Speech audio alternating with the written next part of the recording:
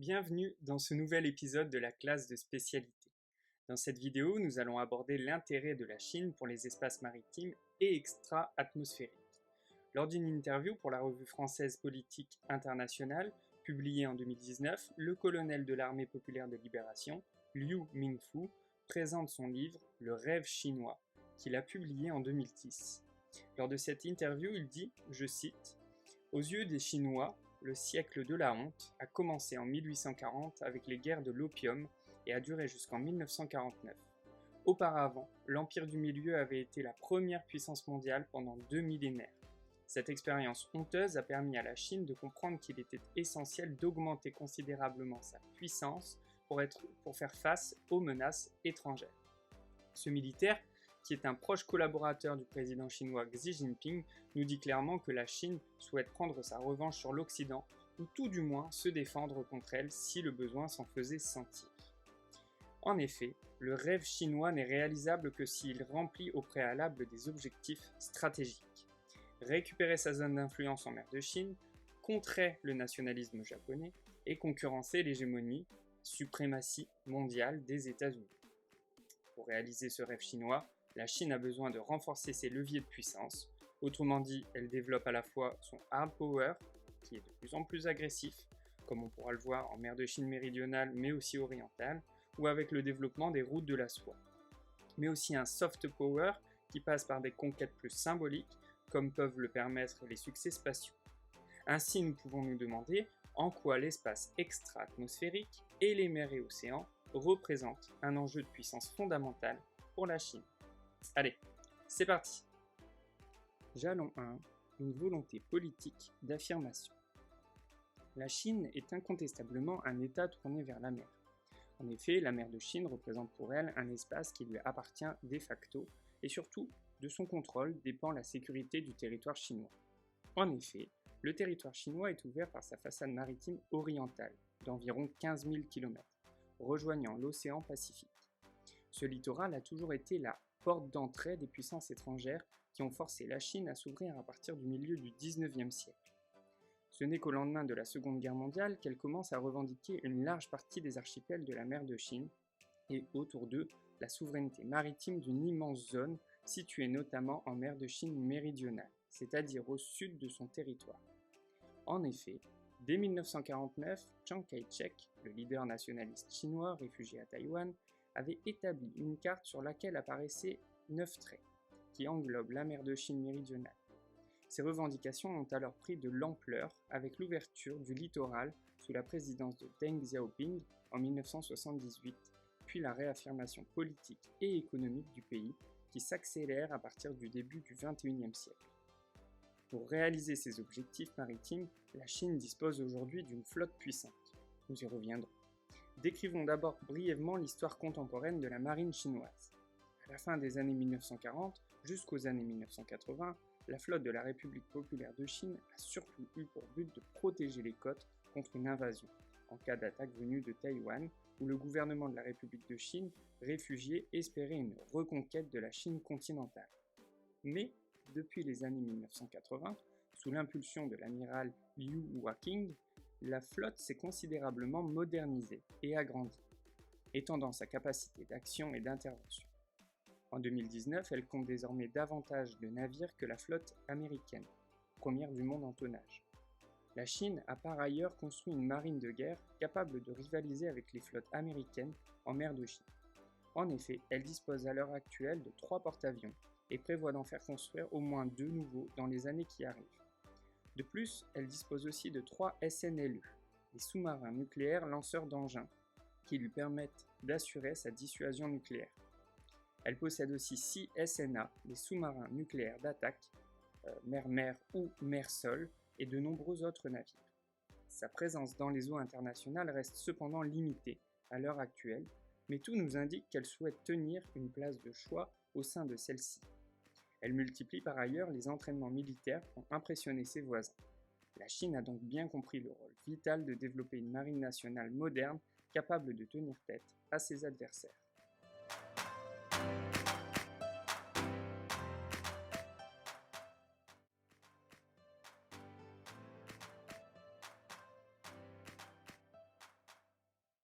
Parallèlement au développement de sa puissance maritime, la Chine est aussi devenue une puissance spatiale à partir des années 2000. Pékin a compris que la conquête spatiale était un moyen pour elle de briller sur la scène internationale en tant que puissance moderne. Pourtant, la Chine avait envisagé son programme spatial bien avant les années 2000. Celui-ci existe depuis 1956 et s'inscrit dans la logique de la guerre froide, mais les débuts sont laborieux. Après l'envoi de son premier satellite en 1970 et la création d'une agence spatiale chinoise CNSA en 1993, dans un contexte de rapide croissance économique et d'ouverture, les étapes du développement spatial sont franchies plus rapidement. Le premier chinois est envoyé dans l'espace en 2003. Puis, la Chine réalise le premier amarrage d'un vaisseau spatial habité à un module orbital. Et elle parvient aussi à activer son système satellitaire Beidou 2, équivalent du GPS, en 2012. Cependant, l'exploration de la face cachée de la Lune en 2019 marque une étape décisive car la Chine est pour la première fois pionnière dans une activité spatiale. Ainsi, la Chine a engagé des investissements massifs dans ce domaine. Elle y consacre 8 à 10 milliards de dollars par an. La Chine envoie aujourd'hui plus de fusées en orbite que n'importe quel autre pays dans le monde et multiplie les projets ambitieux pour l'avenir, dans une optique à la fois civile et militaire. Son programme spatial est en effet entièrement géré par l'armée et 95% des technologies développées sont à usage dual. Le risque est de voir se développer une confrontation dans l'espace entre les États-Unis et la Chine, étant donné qu'il existe un véritable vide juridique. Les traités ratifiés pendant la guerre froide sont devenus obsolètes. Les nouvelles technologies militaires permettent de détruire à distance les satellites, par laser, par cyberattaque, en brouillage des transmissions, ou par missiles tirés depuis la Terre. La Chine a réussi à détruire un satellite, notamment en 2007, mais celui-ci n'était plus actif. L'espace extra-atmosphérique et les espaces maritimes représentent des enjeux vitaux pour la Chine. Tout d'abord, d'ordre économique. La maîtrise des mers et de l'espace représente pour la Chine une condition, voire une garantie de la poursuite de son développement économique pour plusieurs raisons.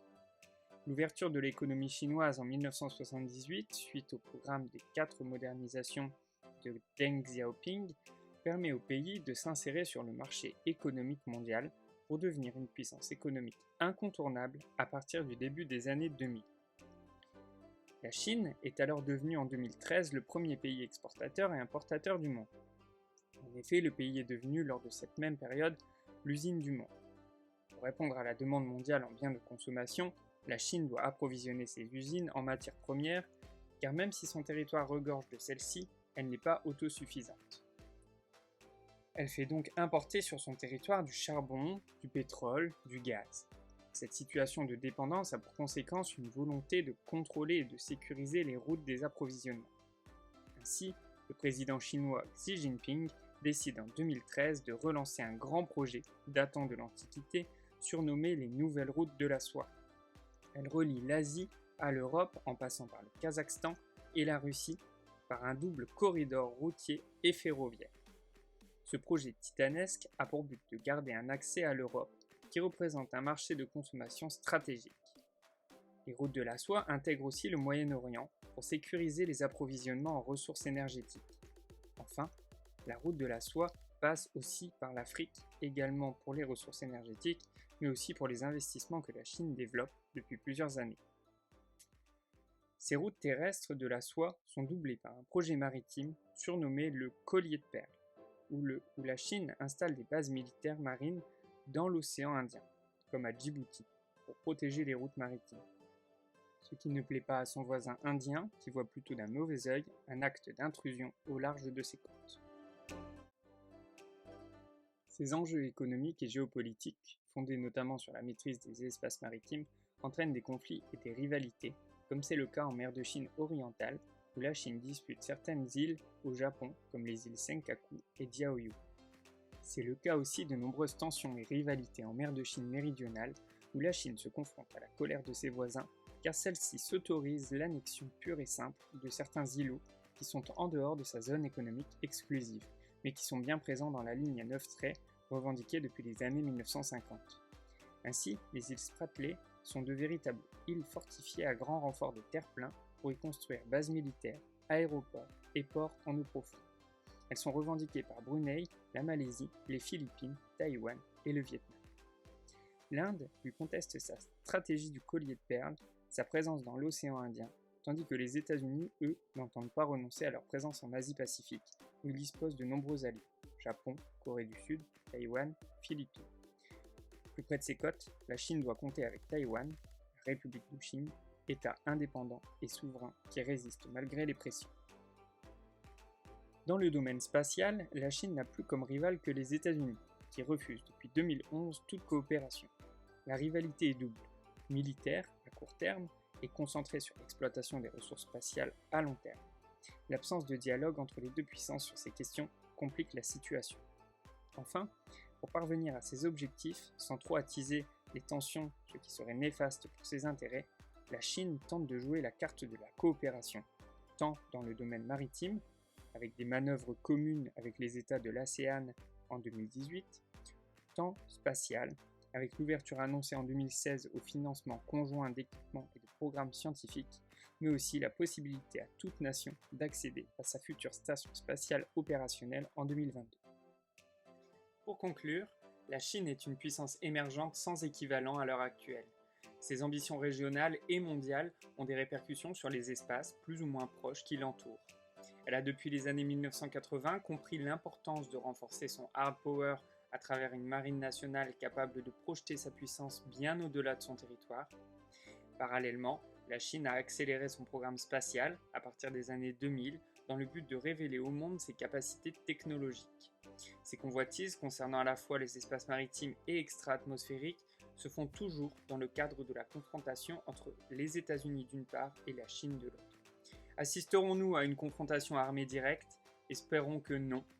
Pour plus d'informations, je vous renvoie à une autre vidéo sur le sujet traitant d'une potentielle guerre entre les deux puissances. Je vous remercie pour votre écoute. N'oubliez pas de vous abonner et de partager la vidéo. Je vous dis à bientôt pour un nouveau numéro de la classe de spécialité.